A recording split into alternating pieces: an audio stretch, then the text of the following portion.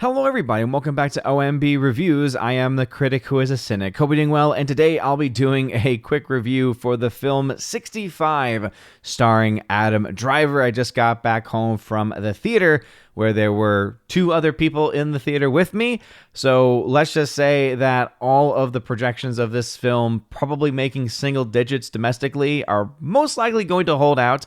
Now, of course, word of mouth could potentially bring more people to it, but that would require it to be very good word of mouth, and to be perfectly honest, I don't really think that that is going to happen, and I'll go into some more details on that in just a second. But before we go any further, though, please make sure you smash that like button, lap that fire button if you're watching on Odyssey, and smash the rumble button as well.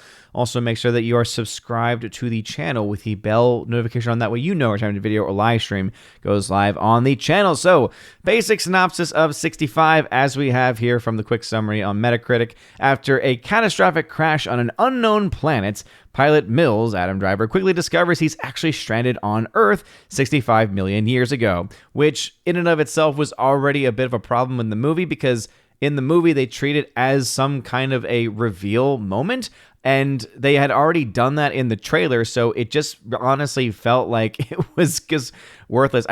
We honestly wish that, and this is a problem with a lot of modern trailers, right? Is modern trailers tend to reveal a little bit too much of the story, so that when you actually go see the film, you're like, okay, I know most of what exactly is going to happen to a certain extent, or at the very least, some of the more interesting elements of what's going to happen in the story. And so it leaves you really just desiring a lot more, because you're like, okay, I already know this going in, so there better be some other stuff going on. And okay, so there's random dinosaur fights, and that's about it. Oh, okay, gotcha. There's also a subplot with his, wanting to get back to his daughter, and then this other girl who is a survivor and kind of taking the place of his daughter in a certain respect. But it just honestly kind of leaves you very much wanting as far as the actual story. It says there, now with only one chance at rescue, Mills and the only other survivor, Koa, played by Arne Greenblatt, must make their way across an unknown terrain riddled with dangerous prehistoric creatures in an epic fight to survive. I would say that to say it's an epic fight to survive is a bit of a stretch.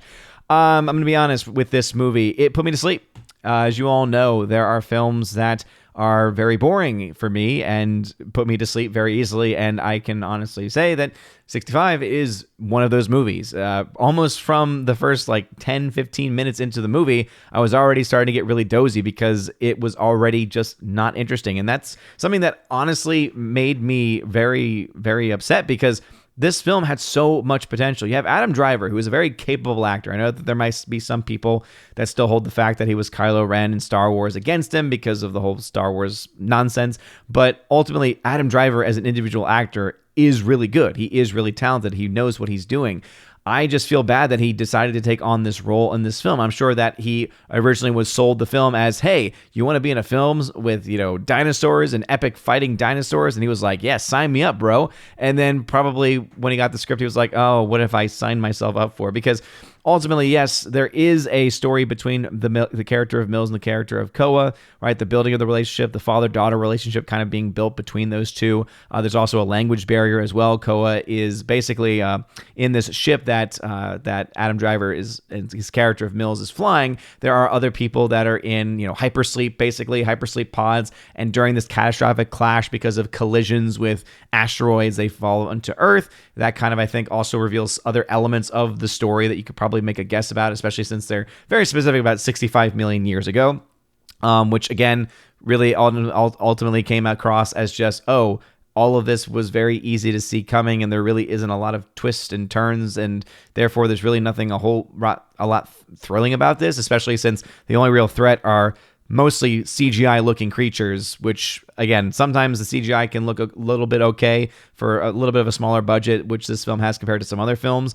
It looks fine. But when you have a film, and I've mentioned this consistently, and this is kind of my standard, when you have a film that exists called Love and Monsters, which only had about a $40 to $45 million budget, and they were able to do amazing work with their design and with their CGI, there is no excuse for any other studio to make a movie, especially when they're spending even more or around the same amount of money as what they spent on that film in Love and Monsters, and not able to produce something at least comparable or at least similar. In this case, I would say the vast majority majority of the CGI is actually pretty bad. Like, just not even going to stand up to the test of time already. It's already aged to a various degree. So I think the weakest part of this movie is absolutely its story. The acting is actually pretty good. I think that Adam Driver does a great job. Arne Greenblatt does a great job as the young girl, right? This language barrier between them. Again, just kind of going back what I was saying before, he has these people in hypersleep. In the crash, most of them die except for one. And so this girl was also a part of a family in this unit that spoke a different language. And so clearly she had not been taught English as a second language, and so therefore they have to find a way to communicate. They have to find a way to connect with one another, and of course that means they go on a journey. The problem, of course, is the journey itself just really isn't all that interesting. Everything that you have in front of you, which could be interesting, is just something that falls flat. Right? You have you have the setup of, okay, there are clearly people in a futuristic society finding the prehistoric planet Earth. I mean, again, that's just blatantly shown in the very trailer itself. That's not a spoiler. If you think that is a spoiler, again, I got news for you. But with that being said, I also just look to this story and think to myself, you know what? It might explain as to why there have not been any reviews up until today. Even right before I left to go to the theater, Metacritic had no scores, and I've seen a couple other videos actually mention that apparently they didn't have any actual screenings of the movie until today. And normally that's a sign of, the studio doesn't want to have any early reactions to this movie because they don't have a lot of confidence in it. Based off of early reviews, at least from critics, and you all know critic reviews, I can usually just, you can take them, leave them. I tend to leave them because they tend not to be very good.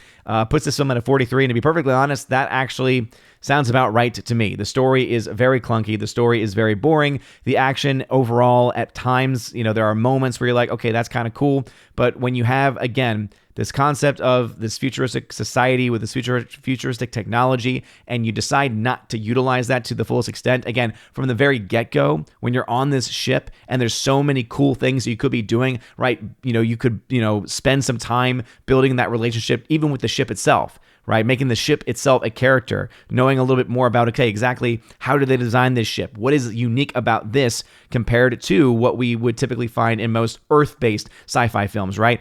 And instead of doing that, the ship just has a very, very short life, and then all you're left with is a futuristic gun and a couple of other futuristic items, but ultimately they are just not all that interesting. As far as other things, cinematography is fine, though there is a lot of shaky cam, especially in the beginning with the crash sequence, and I just don't think it's executed very well. The direction is very muddled. I don't think that there was really a strong hand behind this film, to be perfectly honest, or at the very least the vision of the director and with the writers, I just think was very limited in scope. The film is only about a 90-minute run, so if you are a big fan of Adam Driver and you dislike anything with dinosaurs in it, you might enjoy some of the elements of this movie. But if you want something a bit more, if you want an actual, good story, if you want something that's actually going to keep your attention and not make you fall asleep, I don't think this film is going to be for you. This is not a film for me. It's not a film I plan on ever rewatching in the future. I don't think it has any sense of rewatchability. And ultimately, I think that it is a huge swing and a miss, and it's a sad miss. It's a miss that, again, the premise going into the film was so compelling and so interesting that it actually made it into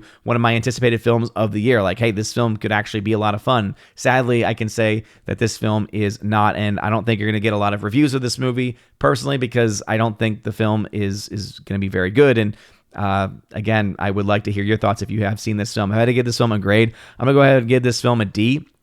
Again, kudos to them for at least coming up with an interesting concept. Sadly, the execution just really isn't there, and ultimately you're just left with a pretty boring story with several just very long, boring segments in a 90-minute movie, which, again, that just does not really work well in. There are moments that they try to build up drama, they try to build up some thriller aspects, but ultimately, too, even then, you don't really feel the stakes, you don't really care about the characters enough. You don't have the relationship being built up, right? You don't have any of the dialogue that typically would help build relationships because of that language barrier that they've made, right? And again, it's an interesting plot point to have in there, but if you're not going to have any type of relationship building other than the very beginning of the film where you have moments and brief moments with him and his daughter, and then just the very few moments where there's the connection between him and the character of Koa, somehow connecting to each other in the movie, it's just really ultimately not enough for anyone to really, I think, care about this film all the way through. So again, some people might like some mindless violence, but even then, there, even with the mindless violence, it's leaving, I think, a lot to be desired. So I'm going to give this film a D. What are your thoughts about the film? Have you seen 65? Are you planning to go see this film? Let me know in the comment section down below. And again, I do think that this film will ultimately be a pretty big disappointment at the box office based off of what I've seen so far. So let me know your thoughts about that. And yeah, make sure you smash the like button, like the fire button, honestly, smash the rumble button. You guys are all amazing and beautiful people. Remember, if you have not voted in the Wednesday Raven Awards, again, that's going to be this coming Sunday. Voting stops tomorrow night, Friday night. After Friday Night Tights, I'm going to shut that down. So if you have not yet voted, please go ahead and do so. And you can check out the pinned comment of my last video from earlier today. If you want to find that, it's also posted on the community tab and other places as well to get your votes in. And anyway, thank you very much for watching. Have a wonderful day, everybody. And as always, God bless.